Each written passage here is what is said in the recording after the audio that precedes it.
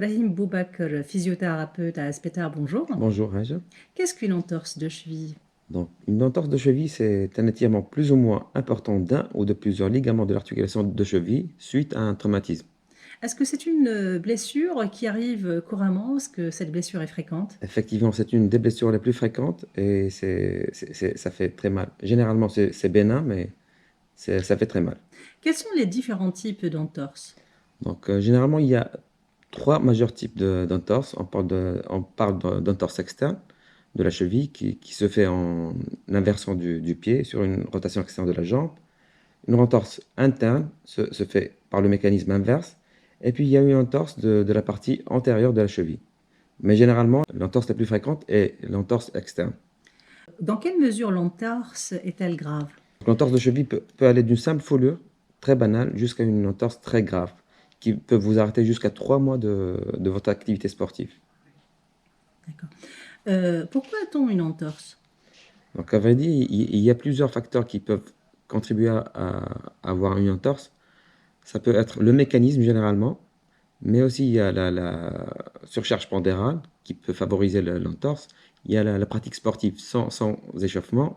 Il y a la pratique sur un terrain accidenté. Donc ces facteurs peuvent s'associer pour décider de la gravité de l'entorse. Voilà. Alors, vous nous disiez tout à l'heure qu'après une entorse, le sportif doit se reposer, donc il doit arrêter toute activité sportive, et ça dure longtemps? Ça dépend de la gravité de la blessure. Ça peut aller d'un simple étirement d'un faisceau de ligament allant de 7 jours à 10 jours, pouvant aller jusqu'à 3 mois Mhm. d'arrêt. Selon la gravité, Bien bien sûr, entendu.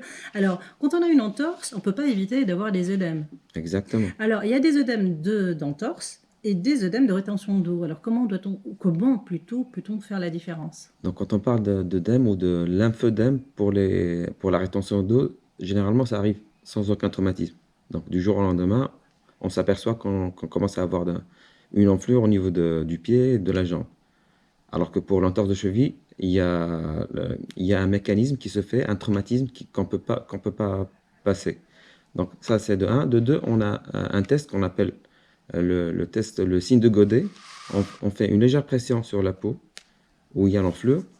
On lève le pouce ou le doigt et après, on s'aperçoit qu'il y a encore la trace du doigt. Mhm. Donc ça, généralement, on parle de rétention d'eau De proprement dit. rétention d'eau. Alors, si j'accompagne quelqu'un et que, voilà, hein, donc il a un petit accident d'entorse de cheville, quels sont les premiers gestes que je dois effectuer? Donc, les premiers gestes se résument en quatre lettres. Le RICE, qu'on appelle en anglais, c'est pas le RI, c'est le R-I-C-E. Mhm. Le R, on va dire, c'est le repos. Le I, c'est le ice, c'est le glaçage. Donc, le glaçage, c'est très important pour l'effet antalgique et anti-inflammatoire naturel. Mhm. Le C pour la compression, pour contrôler l'œdème. Et le E pour l'élévation, pour aider à la résorption du lymphœdème. Qu'est-ce qui se passe si on néglige une entorse, si on ne la traite pas? Donc, la prise en charge précoce de l'entorse de cheville est très importante parce que déjà au début on a mal, on a une enflure qui peut retarder la guérison.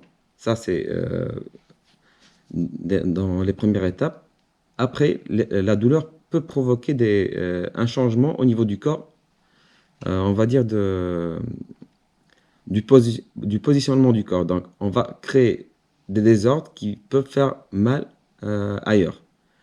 Ça, c'est à court terme, mais à long terme, ça peut provoquer des entorses récidivantes qui peuvent être encore plus graves. On peut avoir une instabilité de la cheville et aussi on peut avoir à long terme l'arthrose. Brahim Boubaker, physiothérapeute à Aspetar, merci et à la semaine prochaine. Merci et au revoir.